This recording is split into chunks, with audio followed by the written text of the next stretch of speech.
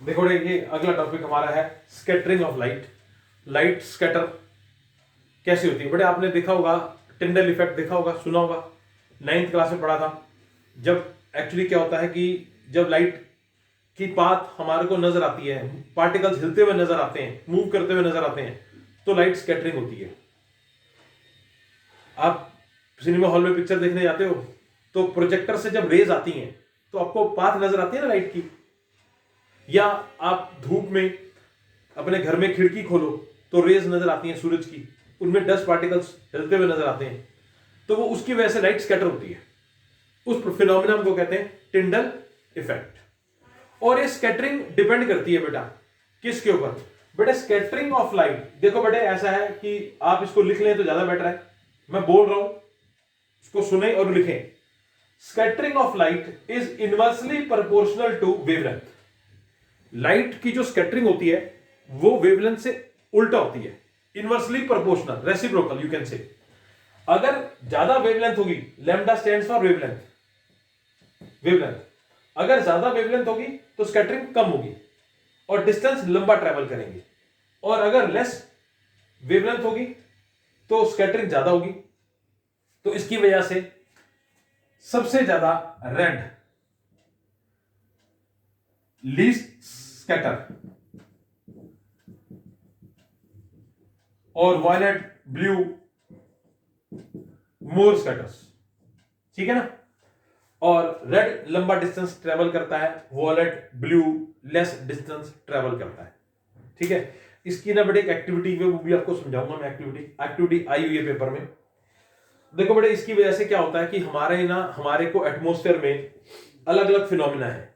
सबसे पहला है स्काई, आसमान नीले रंग का नजर आता है। ऐसा आसमान नीले रंग का होता नहीं है, आसमान का कोई कलर नहीं है। और मैं एक्चुअली बताऊं, आसमान है ही नहीं, स्काई है ही नहीं, हमने एक नाम डाला हुआ है। एक्चुअली वो क्या है, एक स्पेस है, खाली जगह है। तो क्या होता है कि जो कलर हमारे को तक पहुंचता है, हम वो समझ लेते हैं कि उसका कलर वही है, लेकिन उसका खुद का कोई कलर है ही नहीं। वो कलर डिपेंड करता है स्कैटरिंग के ऊपर। जिस तरीके की स्कैटरिंग होगी कलर उसी तरीके का हो जाएगा, ठीक है जी। अब देखो, जब आसमान, खुला आसमान हम ऊपर देखते हैं दिन के समय में तो हमारे को नीला रंग का नजर आता है। तो एक क्वेश्चन आता है, sky appears blue, sky appears blue. ये क्वेश्चन आता है बेटे, व्हाई स्काई अपीयर्स ब्लू।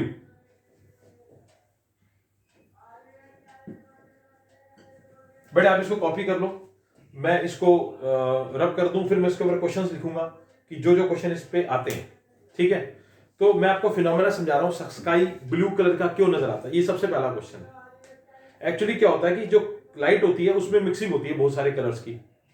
तो जैसे ही हमारे एटमॉस्फेयर में लाइट आती है, भाई स्पेस से सूरज की रोशनी आ रही है, जैसे ही हमारे एटमॉस्फेयर में आती है तो एटमॉस्फेयर के अंदर डस्ट पार्टिकल्स होते हैं, कई तरह के और पार्टिकल्स होते हैं।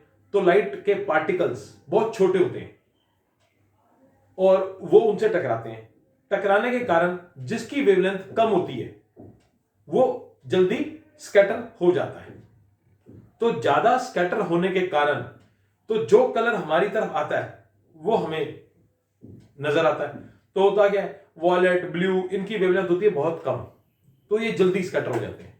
तो स्कैटर होकर के पूरा बिखर जाते हैं, तो जिसकी वजह से हमारे को आसमान नीला रंग का नजर आता है। इसको कॉपी कर लो बेटे, ठीक है जी। और ये अगर जो बच्चा मेरी बातों को सुनेगा और कॉपी में नोट करेगा ना, उसको लर्न करने की जरूरत नहीं पड़ेगी, वो वैसे ही लर्न कर लेगा। वो एक बार रीड करेगा, उसको लर्न हो जाएगा, अपने आप लिख लेगा। लेकिन लिखना जरूर है, क्योंकि साइंटिफिक वर्ड्स जब तक आप ऐड नहीं करोगे ना, नंबर नहीं मिलेंगे। देखो बेटे, स्काई ब्लू कलर का नजर आता है और डार्क भी नजर आता है। उसका कारण है, दोनों बताता हूं। देखो जी, ये सूरज की रोशनी जैसे ही हमारे एटमॉस्फेयर में आएगी तो डेंसिटी चेंज होगी, ऊपर से आ रही है, तो क्या होगा, जो ब्लू कलर की वेवलेंथ है वो स्कैटर हो जाएगी, बिखर जाएगी, और हमारे को नीला रंग नजर आएगा।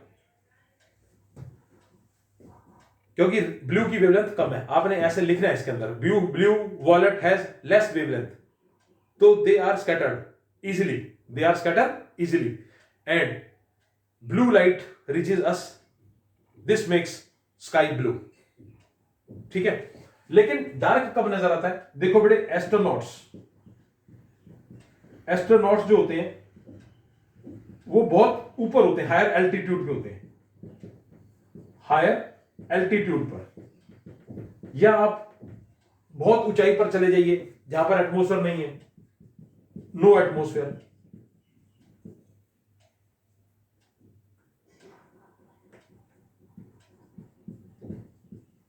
एटमॉस्फेयर नहीं है तो क्या होगा? जब एटमॉस्फेयर नहीं होगा तो क्या होगा? स्कैटरिंग ही नहीं होगी, क्योंकि डस्ट पार्टिकल्स नहीं है, स्कैटरिंग नहीं है। तो स्कैटरिंग नहीं होगी तो सारे कलर्स मिक्स हो जाएंगे, तो हमारे को स्काई डार्क रंग का नजर आएगा। ऐसा ही होता है बेटे, जब आप हायर एल्टीट्यूड पे चले जाते हो तो आसमान काले रंग का, एक्चुअली कलर तो है नहीं उसका कुछ भी, तो कलर डिपेंड करता है स्कैटरिंग के ऊपर। तो जब वो स्कैटरिंग हो जाती है तो हमारे को ब्लू नजर आता है, जब स्कैटरिंग नहीं होती तो हमारे को डार्क नजर आता है। लिखा हुआ है इसके अंदर बेटा, आप पढ़ सकते हैं इसको आप। If earth had no atmosphere, सुनो, if earth had no atmosphere then there would be no gas present in the atmosphere. Since there is no gas, no dust particles, no scattering of light takes place. So hence the sky appear dark. For astronauts, they are very far from the atmosphere, there is no scattering, so sky appears blue or dark. और अब blue को नजर आता है when sunlight enters our earth, the atoms and molecules of gases present in the atmosphere scatters the light. Since the wavelength of red is large and the wavelength of blue violet is very less, so it scatters violet blue light more, and this makes this, due to this phenomena, scattering of light of less wavelength, sky appears blue. और वो कह रहा है कि sky जो है वो grey colour का नजर आता है अगर इंडस्ट्रियल यूनिट्स, कह रहा है अगर यहां पर बहुत ज्यादा हम इंडस्ट्रियल यूनिट्स लगा दें तो क्या होगा? पोल्यूशन बहुत ज्यादा हो जाएगा, डस्ट पार्टिकल्स ज्यादा हो जाएंगे, तो स्कैटरिंग बहुत ज्यादा हो जाएगी। The smoke and the dust particles scatter most light, सारी लाइट को स्कैटर करना शुरू कर देगा, रेड को भी, ऑरेंज को भी, क्योंकि डस्ट पार्टिकल्स बहुत ज्यादा हो जाएंगे, तो स्कैटरिंग सब कलर्स मिक्स हो जाएंगे, तो हमारे को आसमान काले रंग का नजर आएगा। आप देखते हो ना, अगर आप घर की छत पे चढ़ जाओ, थर्ड फ्लोर पे, फोर्थ, फिफ्थ, जितने भी मर्जी चढ़ जाओ, आपको काफी दूर तक जा करके नजर आना बंद हो जाता है आंखों से, लगता ही नहीं है कुछ आगे क्या है। ये सारा किसकी वजह से है? पोल्यूशन की वजह से। क्योंकि पोल्यूशन में क्या होता है मेरे बच्चे, डस्ट पार्टिकल्स ज्यादा होते हैं तो स्कैटरिंग ज्यादा हो जाती है, सारे कलर स्कैटर हो जाते हैं, तो मिक्सिंग हो जाती है, तो ग्रेइश सा कलर, डार्क कलर आपको आसमान का नजर आना शुरू हो जाता है। और सूरज छुपते वक्त लाल रंग का नजर आता है, निकलते वक्त लाल रंग का नजर आता है, उसका भी यही कारण है। देखो बेटे, जब सूरज छुपता है, देखो ऐसा है, ये अर्थ है, ये सन की पोजीशन है, ये दोपहर के समय में ये धीरे धीरे करते करते करते क्या आ गया, यहां पर हॉरिजन पे आ गया, धीरे धीरे धीरे करते करते हॉरिजन पे आ गया। तो इस समय क्या होता है बेटा, इस टाइम पे लाइट जो होती है ना, लाइट को ट्रेवल करना पड़ता है ज्यादा डिस्टेंस, हॉरिजन से, सूरज वही है, हॉरिजन पे डिस्टेंस थोड़ा ज्यादा हो जाता है, तो जिसकी वजह से लाइट को जो है ज्यादा डिस्टेंस ट्रेवल करना पड़ता है। तो जब ज्यादा डिस्टेंस ट्रेवल करती है लाइट, तो ब्लू कलर पहले ही स्कैटर हो जाता है, खत्म हो जाता है, क्योंकि उसकी स्कैटरिंग सबसे पहले हो जाती है।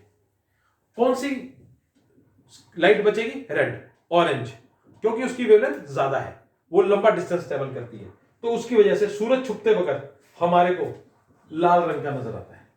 सन अपीयर्स रेड ड्यूरिंग सनराइज और सनसेट। ठीक है जी, कह रहे at the time of sunrise और sunset the position of the star, sun is very far away from us. Light has to travel long distance. Scattering of blue light is more than red. As a result, more red light reaches us than blue light. और उसी वजह से बेटा danger signal red colour के होते हैं, क्योंकि red की वेवलेंथ ज्यादा होती है, इट ट्रेवल्स लॉन्गर डिस्टेंस और स्कैटर्स लेस. ये सब आपको लिखना है. Scatters less and travels more distance due to long wavelength, larger wavelength. ये 3-4 चीजें ऐड करनी है, आपका आंसर सही हो गया. उसी समय जो चेक करने वाला है उसको पता है कि बच्चे को नॉलेज है, वो पूरे नंबर दे देगा. आप इनको मिस करोगे पॉइंट्स को तो आपको नंबर नहीं मिलेंगे. उसने पढ़ना क्या है, उसने ये देखना है कि बच्चे को नॉलेज है या नहीं है, कौन सी वेवलेंथ ज्यादा है, कौन सी कम है, ये सब होना चाहिए नॉलेज. ऐसे ही मेरे बच्चे, जब बादल आ जाते हैं तो हमारे को आसमान सफेद रंग का नजर आता है, क्योंकि जो बादल होते हैं उनमें पार्टिकल ज्यादा होते हैं. पार्टिकल ज्यादा होते हैं तो वो क्या होता है, सारी लाइट मिक्स हो जाती है, स्कैटरिंग ज्यादा हो जाती है. These different droplets scatter light at different colors. ठीक है, तो छोटे छोटे पार्टिकल्स भी होते हैं, वो ज्यादा लाइट को स्कैटर कर देते हैं. Droplets of size greater than light, मतलब उसको ज्यादा स्कैटर कर देते हैं लार्ज एंगल्स पर, तो जिसकी वजह से सारी मिक्सिंग हो जाती है. तो हमारे को बादल जब आते हैं ना तो आसमान काले रंग का नजर आना शुरू हो जाता है, ग्रेइश कलर का. डेंजर सिग्नल रेड कलर के होते हैं, ये आपको मैं समझा चुका हूं. एक उसके बाद बेटे हमारी एक एक्टिविटी है, वो आती है पेपर में. आपको लास्ट में बिल्कुल जब चैप्टर खत्म होगा तब आपने उसको देखना है, पढ़ना है, उसको रीड करना है. देखो ये एक बीकर है कांच का, इसमें पानी भरा हुआ है. यहां पर अपने एक सोर्स लगा दी लाइट की और एक लेंस लगा दिया. ठीक है, लाइट आ रही है तो वो कन्वर्ज करेगा और ये लाइट रेज ऐसे जाएंगी. और एक लेंस हमने यहां पर लगा दिया, यहां पर भी एक स्क्रीन लगा दी. ये स्क्रीन है, तो क्या होगा, देखो बेटे जब ये पानी होगा सिर्फ तो लाइट ऐसी चली जाएगी सीधा, कुछ नहीं होगा इसमें. लेकिन आप इसमें थोड़ी सी मैग्नीशियम थायोसल्फाइड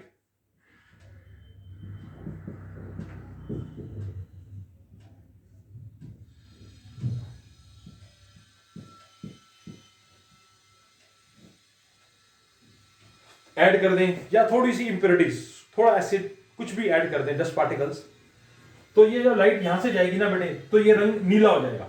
देखो पहले जब लाइट में, जब इसमें पानी होगा सिर्फ तो कोई कलर नहीं नजर आएगा आपको, ट्रांसपेरेंट. लेकिन जब आप इसमें थोड़ी सी इंप्योरिटीज ऐड कर देंगे, प्लस कर देंगे इसके बीच में, तो क्या होगा, वो पार्टिकल्स टकराएंगे लाइट से, तो ये लाइट का कलर, इसका कलर क्या हो जाएगा, ब्लू. ठीक है, पानी का. और फिर क्या होगा, जाते जाते ब्लू कलर खत्म हो जाएगा, फिर यहां पर लाइट जाएगी, फिर ये इसको कन्वर्ट करेगी, तो यहां पर इस पॉइंट पे आपको रेड ऑरेंज कलर नजर आना शुरू हो जाएगा लाइट का, उसी लाइट का. देखो लाइट आपने दी थी यहां पर रेज, यहां पर ब्लू कलर हो गया, यहां पर रेड और ऑरेंज हो गया. तो इसका मतलब रेड और ऑरेंज कम स्कैटर होते हैं, कम स्कैटर होते हैं बजाय की ब्लू के. तो स्कैटरिंग ऑफ लाइट के अंदर बेटे ये क्वेश्चंस आते हैं. ठीक है, आप कर लें. रीजनिंग के क्वेश्चंस आने आपकी बार, आपको यही वाले मैं आपको बता रहा हूं, क्योंकि पहले वाला पार्ट तो उन्होंने काट ही दिया, मायोपिया हाइपरमेट्रोपिया जिसपे क्वेश्चन आता था वो काट दिया इन्होंने. इसी के ऊपर न्यूमेरिकल आता था, मायोपिया हाइपरमेट्रोपिया पे, वो भी खत्म हो गया क्योंकि टॉपिक खत्म कर दिया इन्होंने.